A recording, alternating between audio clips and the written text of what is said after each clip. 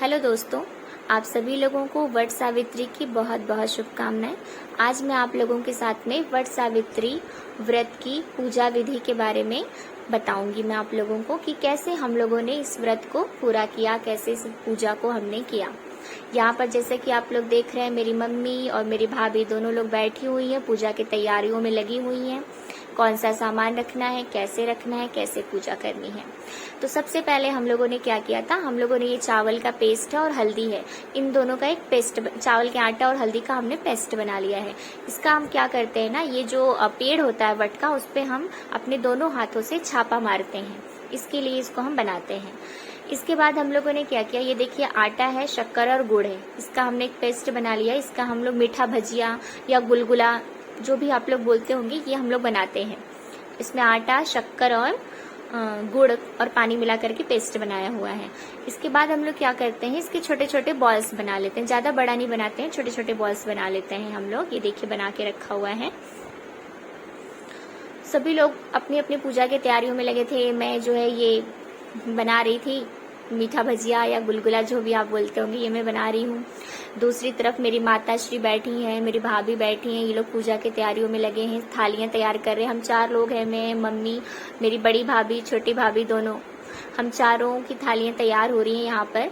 अभी मैं आपको पूरा डिटेल में बताऊंगी कि हमने थाली में क्या क्या सामान रखा हुआ है, हर एक चीज मैं आप लोगों को बताऊंगी। और ये देखिए हम चारों की थालियां रेडी हो चुकी हैं। गाइस, मैं आप लोगों को बताना चाहूंगी, ये व्रत के एक दिन पहले से ही ना खाने में लहसुन और कांदा नहीं खाया जाता। मतलब एक शाम पहले जो हम लोग खाना खाते हैं ना, उसमें हम लोग लहसुन खाना बंद कर देते हैं। अब ये देखिए थाली में हमने क्या क्या रखा है। लोटे में जल रख लिया है, फूल रख लिया है, चना रख लिया है, एक आम, सीजनी फल रखते हैं, कोई सीजन वाला फल, आम रख लिया है, घी का दिया बना लिया, बेसन के लड्डू कंपलसरी होते हैं, बेसन के लड्डू हो गए, मीठा वाला भजिया है और श्रृंगार का सामान है, और साथ में मैंने एक ब्लाउज का पीस रखा हुआ है। ये सारा सामान हम लोगों ने रख लिया। हमारी थाली रेडी हो चुकी है। और इसके साथ में 2 पंखा जरूरी होता है। जो पंखा होता है ना, उसको पूजा करने के बाद हम जो वट का पेड़ होता है उनको हवा करते हैं। ये मेरी माता श्री भाग रही है, इनको बहुत लेट हो रहा था, बोलती तुम लोग बाद में आओ, मैं तो जा रही हूँ। ये मैं भी रेडी होकर आ चुकी हूँ। अब धीरे धीरे सब लोग आएंगे रेडी होकर के। अब मैं आप लोगों को मिलवाती हूँ हमारी छोटी भाभी से, जिनका कि शादी के बाद पहला त्योहार है। ये शादी के बाद का पहला त्योहार है। ये आ गई हमारी छोटी भाभी सृष्टि जी।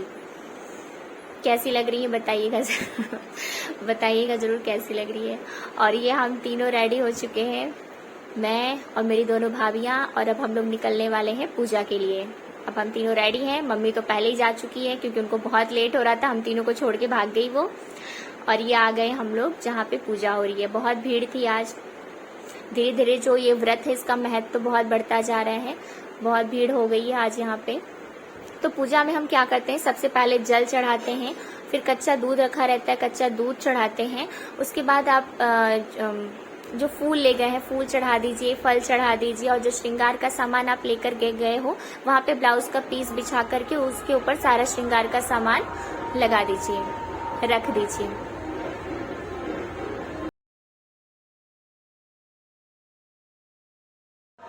पूरी पूजा करने के बाद आप या तो पंखा से या तो अपने आंचल से माता रानी को हवा कर सकते हो। और उसके बाद जो आप फल लेकर गए हो, फल को अपने आंचल में रख करके 5 बार गोल घूम करके अर्घ देना पड़ता है। 5 बार गोल घूमते हैं उसके लिए। और उसके बाद हम सभी लोग मिल करके फेरी देना चालू करते हैं। हम जितने भी लेडीजें हैं, हम लोगों ने मिलके फेरी देना चालू कर दिया।